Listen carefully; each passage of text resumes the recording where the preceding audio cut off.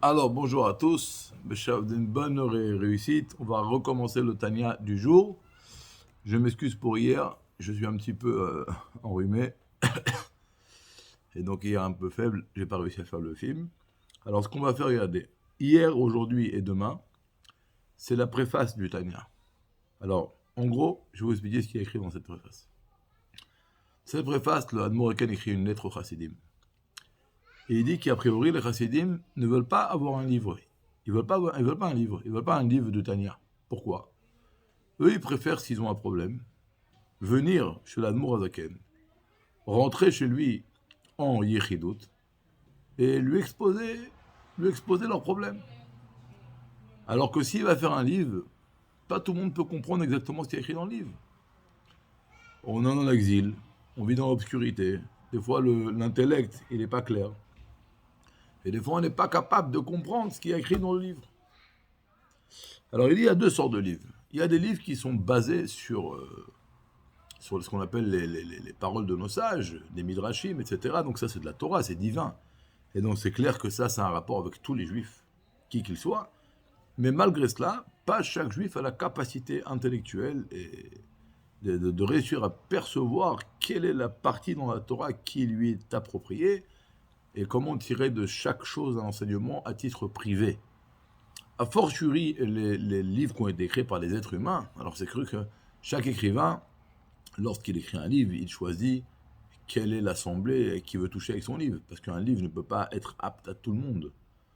Alors, il dit, par exemple, c'est écrit que lorsqu'on voit 600 000 personnes, nous devons dire une bénédiction, béni soit Dieu qui connaît le secret. Parce que seul Dieu connaît le secret de chaque juif. Donc seul Dieu a pu écrire un livre, comme le Chumash, que comme on dit, le Chumash, le plus grand sage, le plus grand érudit dans la Torah, il va jamais dire que le Chumash, c'est une chose qui ne lui parle plus. Toujours un homme va trouver quelque chose dans le Chumash qui va l'intéresser. Et de la même façon, un homme le plus simple du monde trouve toujours le Chumash lui parlera. Alors pourquoi le Chumash il est universel? Parce qu'il est écrit par Dieu. Mais un homme qui a écrit un livre ne peut pas être apte à tout le monde. Même dans la on voit qu'il y a des différents, il y a des chumrot, des coulottes, chacun va par rapport à son niveau à lui, par rapport à son masloul à lui. Donc, les Chazim ont une ta'ana, ils ont un argument devant Admoraken, quand lorsque tu vas nous écrire un livre, ce livre, il va peut-être pas d'être une grande utilité pour nous.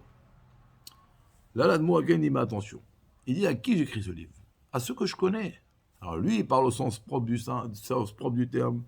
Il dit, ce livre, je l'écris pour des gens qui ont déjà été chez moi, qui sont déjà rentrés dans ma chambre, et qui m'ont déjà exposé leurs problèmes et leurs soucis. Et donc, lorsque j'écris ce livre, je le réécris pour eux. L'aspect profond qu'il y a dans cette phrase, c'est connu que chacun qui va étudier le Tanya, l'Admour Zaken, il le connaît. Avec son esprit divin, il connaît chaque juif qui étudie le Tanya. Et donc, il dit que quand un juif il va étudier ce livre qui est basé sur les grands du peuple juif, le Shla Kadosh, le Maharal de Prague, le Baal Shem Tov et le Maggid de Mezrich, eh ben, il va trouver dans ce livre des réponses à toutes ces réponses et un réconfort à son âme pour tous les problèmes. Et en vérité, c'est pas pour rien que le Chumash, le Tanya s'appelle le Chumash de la Chassidut.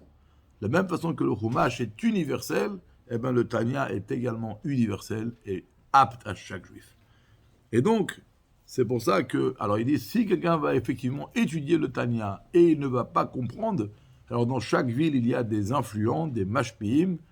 Alors là, ce qu'il faudra faire, c'est que les mashpiim aillent enseigner le Tanya aux gens qui ont de la difficulté à comprendre ce qui est écrit à l'intérieur. Et il dit attention à celui qui connaît le Tanya et qui va faire le radin et qui ne va pas l'enseigner. D'un côté, il aura une grande récompense s'il le fait, d'un côté, il aura une grande punition s'il ne le fait pas. Et il termine la lettre en disant, encore une fois de plus, en mettant en garde que puisque au début ce n'était pas un livre, c'était des fascicules, et donc il y a eu plein d'erreurs qui ont été faites, quand ils ont recopié, il y a eu plein d'erreurs qui ont été faites, et donc la Morgan n'a pas voulu que son livre soit éparpillé avec plein d'erreurs à l'intérieur, et donc il a fait un livre, et il dit donc là au moins pendant 5 ans, personne n'a droit d'imprimer ce livre sans le reshoot, sans mon reshoot, sans le reshoot de ceux qui ont fait le travail. Alors voilà, ça c'est la lettre. Et c'est pas pour rien que la Moaken dit que sa Géoula était le mardi, Parce que le mardi, c'est le jour qui est bien pour les créatures et pour la divinité. Parce que le Tanya, c'est un livre qui va lier les deux extrémités. D'un côté, il va parler même à un homme qui a un très grand niveau spirituel. Le Tanya, il va quand même lui donner des directives, quoi faire dans le service de Dieu. Et même un juif très bas, eh ben, le Admor Haken va lui trouver dans le Tanya des choses pour le réconforter et pour le renforcer dans son judaïsme. Shabbat Shalom.